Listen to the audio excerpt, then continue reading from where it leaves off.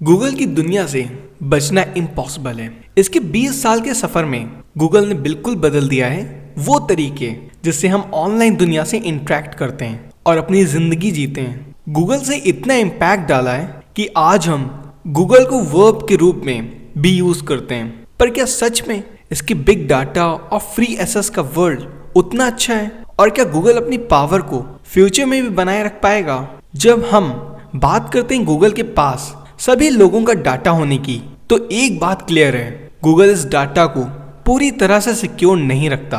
अगर गूगल का golden period अब खत्म हो रहा है तो फिर उसका रिप्लेसमेंट क्या होगा? यहीं पे क्रिप्टो करेंसीज, ब्लॉकचेन और बिटकॉइन का गेम स्टार्ट होता है। ये बुक ऑक्स पे हम दिखाएंगे कि गूगल ने जो वर्ल्ड बनाया है वो क्यों अब सस्टेनेबल नहीं है और किस तरह से क्रिप्टो क्रैश के सिक्योरिटी फोकस्ड अप्रोच ने दुनिया को बदलने का काम शुरू कर दिया है और ये बदलाव आगे भी होता रहेगा।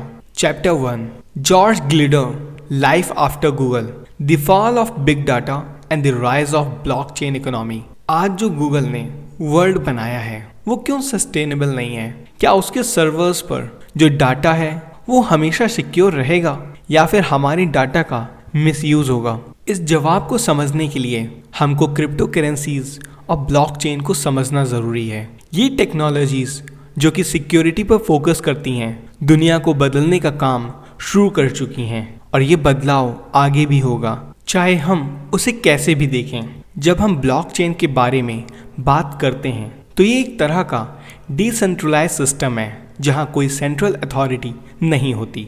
मतलब डाटा किसी की जगह पर लॉक नहीं होता और हर किसी को अपनी डाटा पर फुल कंट्रोल होता है। ये सिस्टम जो क्रिप्टो करेंसीज जैसे बिटकॉइन के थ्रू काम करता है काफ़ी डिफरेंट है उस सिस्टम से जिसमें हमने गूगल को देखा। यहाँ हर ट्रांजैक्शन और एक्टिविटी ट्रांसपेरेंट होती है और वो सब लोग देख सकते हैं जो इस सिस्टम का पार्ट है। तो आज हम जिस टेक्नोलॉजी का यूज़ कर रहे हैं वो एक पुरानी सिस्टम पर बेस्ड है जो आज के टाइम में आउटडेटेड हो चुकी है। इसलिए गूगल का जो सिस्टम था वो अब सस्टेनेबल नहीं रहा और ब्लॉकचेन, क्रिप्टो करेंसीज और बिटकॉइन की मदद से हम एक नई डायरेक्शन की तरफ जा रहे हैं जहां हम अपने डाटा को सिक्योर और कंट्रोल कर सकते हैं बिना किसी सेंट्रल अथॉरिटी के। ये बदलाव हमारे लिए एक नया इरा का इंडिकेशन है। ब्लॉकचेन और क्रिप्टो करेंसीज की दुनिया अब हमारी लाइफ का पार्ट बनने वाली हैं और अगर हम इन टेक्नोलॉजीज़ को समझकर अपनी लाइफ में इम्प्लीमेंट करते हैं तो ये हमारी फ्यूचर को और सिक्योर बना सकता है। चैप्टर 1, गूगल की दुनिया को समझने का तरीका। गूगल का सिस्टम पूरा बिग डाटा और एडवर्टाइजिंग रेवेन्यूज पर बेस्ड है और इसमें ह्यूज सर्वर्स का यूज़ होता है। आज के टाइम में जितनी भी इंफॉर्मेशन जायंट्स हैं उनमें से गूगल ही है जो हमारे करंट वर्ल्ड सिस्टम को डिफाइन करता है। ये वो आइडियाज़ हैं जो सिक्योरिटी के टेक्नोलॉजी और इंस्टीट्यूशन को शेप करते हैं और लोगों की ज़िंदगी को डीपली इन्फ्लुएंस करते हैं। चलिए सबसे पहले शुरू करते हैं गूगल की नॉलेज की विजन से जो कि बिग डाटा के आसपास घूमता है। गूगल ट्रेडिशनल तरीके से नॉलेज को नहीं दिखाता जहां स्टेप बाय स्टेप प्रोसेस होती है। पुरानी आइडियाज़ पे काम करके गूगल का विज़न ये है कि सभी दुनिया की इंफॉर्मेशन को एक जगह क्लाउड में इकट्ठा किया जाए और फिर सोफिस्टिकेटेड एल्गोरिथम्स का यूज़ करके उसे एनालाइज किया जाए और नए इंसाइट्स निकाले जाएं। इसके लिए गूगल ने एक मैसिव डाटाबेस बनाया है, एक digital version of the real world जो इंटरनेट से शुरू होता है और फिर बुक्स, लैंग्वेजेस, मैप्स और इवन फेसेस को भी इंक्लूड करता है। ये फेसेस आप फेशियल रिकॉग्नाइजेशन सॉफ्टवेयर के थ्रू देखते हैं जब आप गूगल को यूज़ करते हैं। गूगल को हर इंफॉर्मेशन का एक्सेस चाहिए होता है और इसलिए प्राइवेसी का कॉन्सेप्ट उसके मॉडल के अगेंस्ट होता है। अगले स्टेप में गूगल के वैल्यू का विज़न। गूगल अपनी 95% रेवेन्यू एडवर्टाइजिंग से कमाता है। मतलब हम जो भी गूगल पे सर्च करते हैं या जो एड्स हमें दिखाए जाते हैं उनसे ही गूगल को पैसा मिलता है। गूगल को यूज़ करके आप पैसा नहीं अपना टाइम और अटेंशन भी दे रहे होते हैं। अगर आप गूगल को यूज़ कर रहे हैं तो आप टेक्निकली पैसा नहीं दे रहे होते बल्कि अपना टाइम और अटेंशन दे रहे होते हैं। लेकिन ज़्यादातर लोग एड्स देखना नहीं चाहते और इसी वजह से एड ब्लॉकर्स का यूज 2015 से 2016 तक 102% तक बढ़ गया। गूगल लेकिन काफ़ी स्टेबल है। वो स्पॉन्सर्ड लिंक्स को सर्च के टॉप पे सर्च करता है जहां वो ब्लेंड हो जाते हैं और उतने इंक्लूसिव नहीं लगते। जो ऑनलाइन आर्किटेक्चर ये डाटा और एडवर्टाइजिंग चलाने के लिए ज़रूरी हैं, उससे मैनेज करने के लिए गूगल ने अपना massive data center Dalles Oregon के पास बनाया है। इसमें आज 75,000 कंप्यूटर सर्वर्स हैं और ये हर दिन 3.5 बिलियन सर्चेस हैंडल करता है। मतलब हर साल 1.5 ट्रिलियन सर्चेस। इन सर्वर्स की वजह से गूगल ने अपने वेब सर्विसेज जैसे जीमेल और गूगल डॉक्स को एक्सपैंड किया है और साथ ही टेक कंपनीज के लिए एक नया बेंचमार्क सेट किया है। जितना ज़्यादा स्टोरेज उतनी प्रोसेसिंग आप दे सकते हो, उतना ही आप बेटर समझते हो। पर क्या ये सब सच में सही है? ज़ेरोन लैनियाओ, जो वर्चुअल रियलिटी के इन्वर्टर के रूप में जाने जाते हैं, इन ह्यूज डाटा सेंटर्स को सायरन सर्वर्स कहते हैं। ये सायरन सर्वर्स एग्जैक्टली एक ग्रीक मिथ के सायरन बर्ड वुमेन की तरह काम करते हैं, जहां सेलर्स अपनी मौत की तरफ खींचे लिए जाते हैं उनके अलगोरिंग सॉन्ग से। क्या उनका ये कहना सही है? क्या ये वही सेंटर्स हैं जो गूगल और दूसरी कंपनीज को मार्केट डोमिनेंस दे रहे हैं? और क्या ये उन्हें एक एगरली ग्रेव की तरफ खींच रहे हैं? चैप्टर 2, बिग डाटा जरूरी नहीं है कि डेंजरस एआई की तरफ ले जाए, जैसे कई लोग मानते हैं। जनवरी 2017 में मॉन्टरे बे कैलिफोर्निया में एक सीक्रेट गैदरिंग हुई जिसमें इंफॉर्मेशन एज के कुछ पायनियर्स जैसे गूगल के को फाउंडर लैरी पेज भी शामिल थे।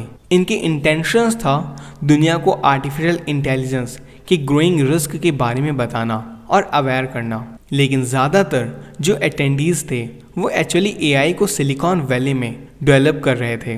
अगर ये लोग एआई को डेंजर्स के बारे में वार्न कर रहे थे तो क्यों ये सिलिकॉन वैली के पायनियर्स ये मानते हैं कि एआई डोमिनेटेड फ्यूचर इनएविटेबल है?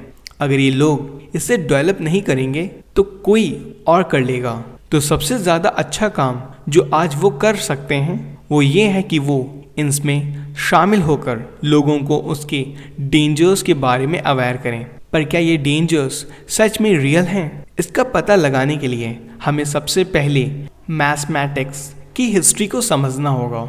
1930 में अपने होम टाउन कोनिंगबर्ग जर्मनी, जो आज के दिन कैलिनिनग्राड रशिया है, में एक कॉन्फ्रेंस के दौरान मैथमेटिशियन डेविड हर्बर्ट ने आइडिया दिया था कि सारी साइंस को आखिरकार एक कंप्लीट मैथमेटिकल सिस्टम में रिड्यूस किया जा सकता है। एक ऐसे सिस्टम की बात कर रहे थे जिसमें एक सिंगल यूनिफाइंग जो सब कुछ कवर करे हर जगह बिना किसी अनसर्टेनिटी के। लेकिन वही कॉन्फ्रेंस में एक दिन पहले एक काफ़ी यंगर मैथमेटिशियन कार्ल गॉर्डन ने ये डिमॉन्स्ट्रेट किया कि कोई भी लॉजिकल सिस्टम, चाहे वो मैथमेटिकल हो या कोई और, एब्सोल्युटली कंप्लीट नहीं हो सकता। हर लॉजिकल सिस्टम को उन प्रिमाइसेस पर डिपेंड होना पड़ता है जो उसमें प्रूव नहीं किए जा सकती। आप हमेशा एक आउटसाइड थ्योरी की ज़रूरत होती है। यही वजह है कि ह्यूमंस सिर्फ सिस्टम्स डेवलप नहीं कर सकते बल्कि उन्हें क्रिएट भी करते हैं। और ये वही तरीका है जिस तरह से कंप्यूटर प्रोग्रामिंग काम करती है। अगर एक सिस्टम क्रिएट करते हो उसके लिए रूल्स डिफाइन करना होगा बाहर से। अगर एआई को सिलिकॉन वैली वाले तरीके से डेंजर समझते हैं तो उसके लिए एआई को एक कंप्लीट सिस्टम होना ज़रूरी होगा।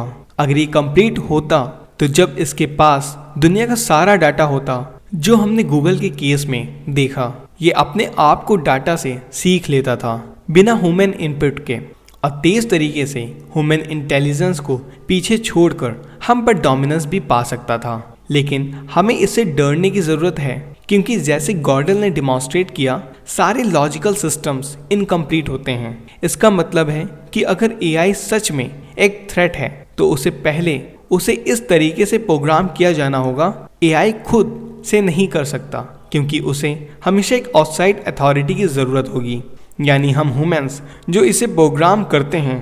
ये जो एआई का ट्रबल होने की डर है, ये बस साइंटिस्ट और इंजीनियर्स के पैरानॉइड सोच है जो अपनी सुपीरियर इंटेलिजेंस के कॉन्सिक्वेंसेस को समझने की कोशिश कर रहे हैं। अगर अमेरिकन एकेडमिक इंस्टीट्यूशन को प्रोग्रेस एम्ब्रेस करना है तो उन्हें टील फाउंडेशन के एग्जाम्पल को फॉलो करना होगा। 2013 में ग्वाटेमालान यूनिवर्सिडैड फ्रांसिस्को अमेरिकास की पहली यूनिवर्सिटी बनती थी जो बिटकॉइन क्रिप्टो करेंसी से पेमेंट्स एक्सेप्ट करती थी। ये फॉरवर्ड थिंकिंग मूव ये दिखाता है कि कुछ एकेडमिक इंस्टीट्यूशंस प्रोग्रेस को एम्ब्रेस कर रहे हैं जबकि दूसरे ज़्यादा नहीं कर रहे हैं। कई अमेरिकन यूनिवर्सिटीज़ दूसरी तरफ ऐसे रिएक्शनरी मेजर्स पर फोकस करते हैं जो प्रोग्रेस को रोक देते हैं, उससे एनेबल नहीं करते। हार्वर्ड यूनिवर्सिटी फॉर एग्जांपल पिछले कुछ सालों में क्लाइमेट चेंज से लड़ने के लिए फॉसिल फ्यूल से डिस्टेंस बनाने के लिए कई रिसोल्यूशन पास कर चुकी हैं, लेकिन ये अप्रोच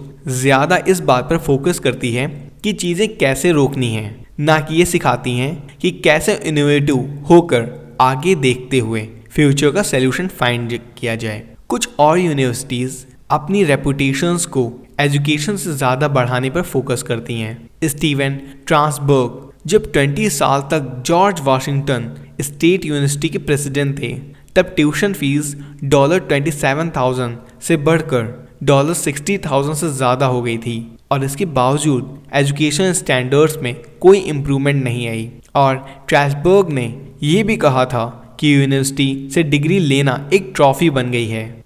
किस्मत से कुछ इंस्टीट्यूशंस हैं जो इन ट्रेंड्स के अगेंस्ट लड़ रहे हैं। टील फाउंडेशन जो फाउंडर और एंटरप्रेन्योर पीटर टील के नाम पर रखी गई है, टील फेलोशिप अवार्ड करता है जो $1 लाख का ग्रांट है। ये प्रॉमिसिंग स्टूडेंट्स को एनकरेज करता है जो अपने अर्ली 20s में या उससे कम उम्र में के होते हैं कॉलेज चुनने और अपने यूनिक प्रोजेक्ट्स पे काम करने के लिए है। इसका एम है बिजनेस और एंटरप्रेन्योर्स क्रिएट करना, ना कि सिर्फ एकेडमिक्स। पहले 5 साल तक इसको लीड किया था डैनिएले स्ट्रैचमैन ने और माइक गिब्सन ने, जो 2015 में 1517 फंड की फाउंडेशन भी बनी थी। ये फंड टील फेलोज और दूसरे यंग कंपनी फाउंडर्स को इन्वेस्ट करता है। इसका नाम उस साल के हिसाब से रखा गया था जब मार्टिन लूथर ने अपने 95 थीसिस विटर्नबर्ग जर्मनी की एक चर्च पे लगाए थे जो रिफॉर्मेशन के शब्द आरंभ बना। 2017 अक्टूबर में 1517 फंड ने अपनी 95 पॉइंट्स भी पब्लिश की थी। इन पॉइंट्स का मेन मैसेज ये था कि एजुकेशन सिस्टम साइंटिफिक ब्रेकथ्रूज को एनेबल नहीं कर रहा और इसलिए इसके अगेंस्ट रेबेलियन करना चाहिए। 2013 में टील फेलोशिप ऑस्टिन रसल को दिया गया था उसकी कंपनी लुमिनार के लिए जो सेल्फ ड्राइविंग कार्स के लिए लेज़र रडार चिप्स बनाती थीं। 2017 में टोयोटा ने अनाउंस किया कि वो अपने कार्स के लिए लुमिनार के से चिप्स खरीदने वाली हैं और 2014 में ये फेलोशिप विटालिक बुटेनबर्ग को दिया गया, एक कॉलेज ड्रॉप आउट को दिया गया जो मॉन्ट्रे बे में वो सीक्रेट मीटिंग में शामिल हुआ था जो पिछले चैप्टर में हमने बात की थी और उसने ब्लॉकचेन प्लेटफॉर्म एथेरियम को सेटअप करने में मदद की थी। ये टेक्नोलॉजी ब्लॉकचेन दुनिया को बदलने वाली है, पर ये एग्जैक्टली क्या है? चैप्टर 4 बिटकॉइन और ब्लॉकचेन टेक्नोलॉजी ऑनलाइन सिक्योरिटी का नया इरा लाती है। अक्टूबर 2008 में एक मिस्टीरियस कैरेक्टर जो सैटोशी नाकामोटो के नाम से जाना जाता है ने पिछली क्रिप्टो करेंसी बिटकॉइन को रिवील किया था। तब से बिटकॉइन धीरे धीरे दुनिया को बदल रहा है जिसमें हम जी रहे हैं। बिटकॉइन को समझने के लिए हमें एक इमर्जिंग ऑनलाइन वर्ल्ड में घुसना पड़ेगा, जैसे ऑथर ने क्रिप्टोक्रैज्म कहा था। क्रिप्टोक्रैज्म में पर्सनल डाटा को किसी यूनिवर्सल और इजीली टारगेट होने वाले सेंट्रल हब में डिसेंट्रलाइज किया जाता है और यह हर इंडिविजुअल के पास होता है। हर यूजर के पास अपने ऑनलाइन अकाउंट के लिए 2 कीज होती हैं, एक पब्लिक की और एक प्राइवेट की। जब भी आप किसी यूजर को मैसेज भेजते हैं तो वो पब्लिक की से एनक्रिप्ट किया जाता है, पर इस तरीके से कि वो सिर्फ यूजर की प्राइवेट की से ही डिसाइफर किया जा सकता है ताकि सिर्फ वो ही इसे पढ़ सकें। जब वो अपना रिसोर्स इनक्रिप्ट करते हैं तो अपनी प्राइवेट की का यूज करते हैं जो उनकी यूनिक डिजिटल सिग्नेचर छोड़ी जाती है। ये सिग्नेचर उनकी आइडेंटिटी को सिक्योरली प्रूव करता है बिना कोई पर्सनल इंफॉर्मेशन रिवील किए। ये डिजिटल सिग्नेचर्स बिटकॉइन और उसकी ब्लॉकचेन टेक्नोलॉजी में इंटीग्रल रोल प्ले करते हैं। हर 10 मिनट के आसपास एक ब्लॉक क्रिएट होता है जो बिटकॉइन के रिसेंट एक्टिविटीज़ को सारा इंफॉर्मेशन लॉक करता है। इनमें हर बिटकॉइन ट्रांजैक्शन की डिजिटल सिग्नेचर्स भी शामिल होते हैं। ये ब्लॉक से बनवा का एग्जैक्ट टाइम भी शो करता है, जो एक टाइम स्टैम्प के रूप में होता है। ये टाइम स्टैम्प माइनिंग के थ्रू क्रिएट होता है। नया ब्लॉक तभी क्रिएट हो सकता है जब एक कॉम्प्लिकेटेड और time consuming algorithm problem solve होता है, जो नेटवर्क के हैं कंप्यूटर्स की प्रोसेसिंग पावर से होता है। ये माइनिंग है। जब ये कंप्लीट हो जाता है और प्रॉब्लम सॉल्व हो जाती है तो एक प्रूफ ऑफ वर्क जनरेट होता है, जो न्यूली क्रिएटेड ब्लॉक को टाइम स्पैम करता है और माइनिंग के कंपनसेशन के रूप में नए बिटकॉइंस जनरेट करता है। क्योंकि टाइम स्टैम्प तभी बन सकता है जब माइनिंग सच में की जाती है, इसलिए इसे फोर्स नहीं किया जा सकता। और क्योंकि इस प्रोसेस में कोई कंप्यूटर्स इन्वॉल्व होते हैं, इसलिए मल्टीपल यूजर्स के द्वारा वेरीफाई किया जाता है। इससे ब्लॉक में जो इन्फॉर्मेशन होती है वो ट्रस्टवर्थी और अनहैकेबल बन जाती है। बिटकॉइंस काफ़ी आगे बढ़ते हैं हर तरफ और क्रिएशन को नेक्स्ट ब्लॉक में रजिस्टर किया जाता है। ये सारे ब्लॉक्स एक क्रोनोलॉजिकल चेन में कनेक्टेड होते हैं, जो नेचुरली ब्लॉकचेन कहलाती है और पब्लिक होती है। हर ब्लॉक का एक यूनिक फिंगरप्रिंट होता है और ये अपने बाद के ब्लॉक्स में ट्रेसेस छोड़ी जाती है। मतलब कोई भी पर्सन एक ब्लॉकचेन के ट्रेजेक्टरी को ट्रेस कर सकता है उसके पहले क्रिएशन से लेकर। ये फिंगरप्रिंट्स भी इसलिए इम्पॉर्टेंट हैं क्योंकि ये किसी की भी ब्लॉक की इंफॉर्मेशन को एडिट करना मुश्किल बना देता है। अगर आपको कोई ब्लॉक एडिट करना है तो आपको पहले वाले सारे ब्लॉक्स को भी एडिट करना पड़ेगा। इसका मतलब है कि ब्लॉकचेन लेजर जो आपके सारे ट्रांजैक्शन को रिकॉर्ड करता है वो लगभग अनहैकेबल है और हर ट्रांजैक्शन काफ़ी सिक्योर होता है। कोई सरप्राइज नहीं कि इतनी सारी बिजनेसेस इस टेक्नोलॉजी को अपना क्यों रही हैं। चैप्टर 5 एथरम और ब्लॉक स्टैक अपने वेंचर्स के लिए ब्लॉकचेन टेक्नोलॉजी को सफलता से इस्तेमाल कर रहे हैं। 2016 में ऑस्ट्रेलियन कंप्यूटर साइंटिस्ट और बिजनेसमैन क्रैग स्टीफन राइट ने क्लेम किया था कि वो असली सातोशी नाकामोटो हैं। कुछ लोगों ने उनका यकीन किया, लेकिन काफ़ी लोग अभी भी स्केप्टिकल रहे। इन स्केप्टिक्स में एक ये आर्ग्यू किया गया था कि राइट के लिए अपनी आइडेंटिटी प्रूव करना काफ़ी आसान होता। वो बस सातोशी नाकामोटो के प्राइवेट की का यूज़ करके अपने नाम के साथ Craig Wright as Satoshi Nakamoto post कर देते, ना कि लोगों को फेस टू फेस कन्विंस करने की कोशिश करते। इस वजह से ये माना गया कि राइट का सातोशी नाकामोटो होना काफ़ी अनलाइकली है। तो ये जो यंग स्केप्टिकल था, जो बिटकॉइन के सपोज्ड क्रिएटर को कॉल आउट कर रहा था, वो और कोई नहीं बल्कि वही कॉलेज ड्रॉप आउट था जो हमने पहले जाना। 24 साल का विटालिक बुटेरिन जो एथरम के फाउंडर हैं। एथरम 2015 में लॉन्च हुआ था और ये एक ब्लॉकचेन ऐप प्लेटफॉर्म है जो क्रिप्टो करेंसीज के अलावा भी दूसरे ऑब्जेक्ट्स को सिक्योरली हैंडल और वेरीफाई करने के लिए डिज़ाइन किया गया है। सबसे ज़्यादा स्मार्ट कॉन्ट्रैक्ट्स के थ्रू ट्रांजैक्शंस में इन्वॉल्व पार्टीज अपने एसेट्स, चाहे वो शेयर्स हो, करेंसी हो या कोई और वैल्यूएबल चीज़ हो, ब्लॉकचेन के थ्रू भेजती हैं। चैप्टर 6 हार्डवेयर मैन्युफैक्चरिंग का कमबैक हो रहा है और ये पुरानी क्लाउड टेक्नोलॉजी को री इमेजिन करने में मदद कर रहा है। कंप्यूटर साइंस में मोरेज लॉ कहता है कि सर्किट की कॉस्ट इफेक्टिवनेस हर 2 साल में डबल हो जाती है, जबकि इसका कोलोनरी बेल्स लॉ कहता है कि हर 10 साल में प्रोसेसिंग पावर का प्राइस में ह्यूज ड्रॉप होता है, जो एक नई कंप्यूटर आर्किटेक्चर के डेवलपमेंट में कारण बनता है। ये तब हुआ जब 70s और 80s में पीसी ने IBM के ह्यूज मेन फ्रेम्स को रिप्लेस किया था और फिर अब रिसेंटली गूगल क्लाउड के साथ। क्या हमें जल्द ही एक और शिफ्ट देखने को मिलेगा? सिलिकॉन वैली में ये शिफ्ट हार्डवेयर मैन्युफैक्चरिंग की रीबर्थ के रूप में आ रहा है। हालांकि काफ़ी वैलीज कंपनीज अब वो सिलिकॉन चिप्स नहीं बना रही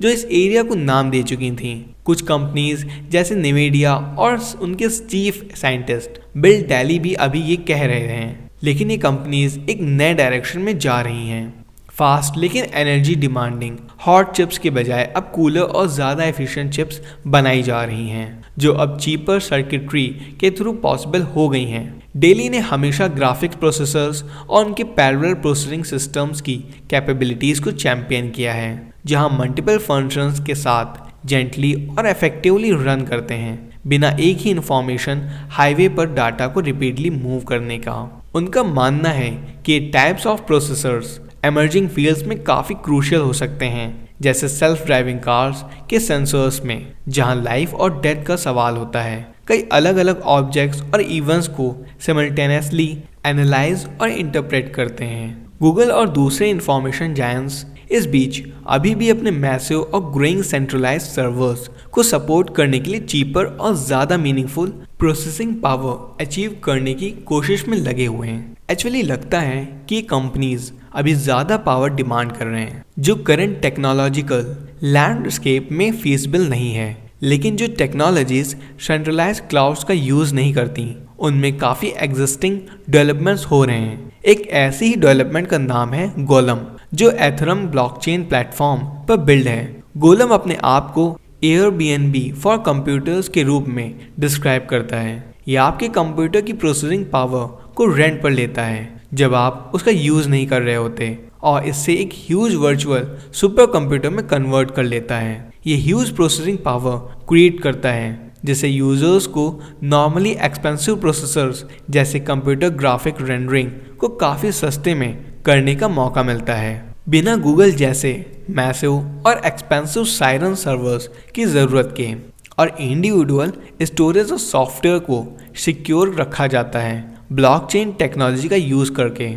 ये टेक्नोलॉजी सेफ्ट सिक्योरिटी और कैपेसिटी को इम्प्रूव कर रही हैं। क्या कोई ऐसी चीज़ है जो ब्लॉकचेन को राइज को स्लो कर सकती है? चैप्टर 7 वेल्थ का एक गोल्ड स्टैंडर्ड स्टेबल करेंसी कैसे प्रोवाइड करता है, लेकिन बिटकॉइन का अल्टरनेटिव बनने की कोशिश फ्लॉड है। 18th सेंचुरी में ब्रिटिश फिजिस्ट इशैक न्यूटन ने गोल्ड स्टैंडर्ड एस्टैब्लिश किया था। लगभग 200 साल तक दुनिया की गवर्नमेंट्स अपने करेंसीज को गोल्ड के वैल्यू के अगेंस्ट गारंटी करते थे, ताकि इकोनॉमिक स्टेबिलिटी इंश्योर की जा सके। क्यों गोल्ड? क्यों? सबसे पहले गोल्ड सबसे ज़्यादा कोरोशन रेसिस्टेंट प्रीशियस मेटल है, इसलिए आप एक काफ़ी श्योरली के साथ कह सकते हैं कि ये कभी गायब नहीं होगा। और इसकी वैल्यू भी प्रेडिक्टेबल है, क्योंकि इसका सप्लाई जो वर्ल्ड माइनिंग और एक्सकवेशन के थ्रू आता है, धीरे धीरे इंक्रीज होता है, जिसका उसकी वर्थ पर बेयरली कोई इफेक्ट पड़ता है। और जबकि माइनिंग टेक्नोलॉजी इंप्रूव हो सकती हैं, लेकिन ये फैक्ट कैंसिल आउट हो जाता है कि नए गोल्ड डिपॉजिट को एसेस करना अब मुश्किल हो गया है। तो ये एक यूजफुल स्टैंडर्ड बना, एक अनचेंजिंग टच स्टोन, जिसके against international economic elements like exchange rate और इंटरेस्ट रेट को स्टेबलाइज किया जाता है। लेकिन गवर्नमेंट्स ने इसे एबडॉन कर दिया था, और अब वो मार्केट्स को ये डिसाइड करने दे रहे हैं कि करेंसीज की वैल्यू क्या होनी चाहिए। 2008 में फाइनेंशियल क्राइसिस के बाद नाकामोटो ने ये प्रॉमिस किया था कि वो इस सिचुएशन को बदलेंगे, और उन्होंने होप किया था कि बिटकॉइन एक नया और इम्प्रूव्ड गोल्ड स्टैंडर्ड बनाएगा। पहले बिटकॉइन ब्लॉक के साथ नाकामोटो का एक माइनिंग एल्गोरिथम भी क्रिएट किया, जो हर साल एल्गोरिथमिक प्रॉब्लम को सॉल्व करना और भी मुश्किल बनाता गया, जो ब्लॉक्स और उनके कोरोलरी बिटकॉइंस बनाने के लिए ज़रूरी था। इस तरीके से उन्होंने कंप्यूटर प्रोसेसिंग पावर के इम्प्रूवमेंट्स को ऑफसेट करने का सोचा, बिल्कुल वैसे जैसे गोल्ड डिपॉजिट्स का इंक्रीजली इनएसेसिबल होना टेक्नोलॉजिकल एडवांसमेंट को ऑफसेट करता है। उन्होंने बिटकॉइंस की सप्लाई को 21 मिलियन तक लिमिट किया, और हर साल मिनेबल बिटकॉइंस की अमाउंट को हाफ कर दिया। इन कैविएट्स के साथ सातोशी ने ये होप किया था कि वो बिटकॉइंस की स्टेबल और प्रेडिक्टेबल सप्लाई क्रिएट करेंगे ओवर टाइम, जिससे वो एक नया गोल्ड स्टैंडर्ड बना सकें। लेकिन इकोनॉमिक ब्लॉगर माइक केंडाल कहते हैं कि ब्लॉकचेन स्टैंडर्ड बना नहीं पाई, क्योंकि ये ऑलरेडी एक एक्सचेंज टोकन है, और वो भी वॉलेटाइल टोकन।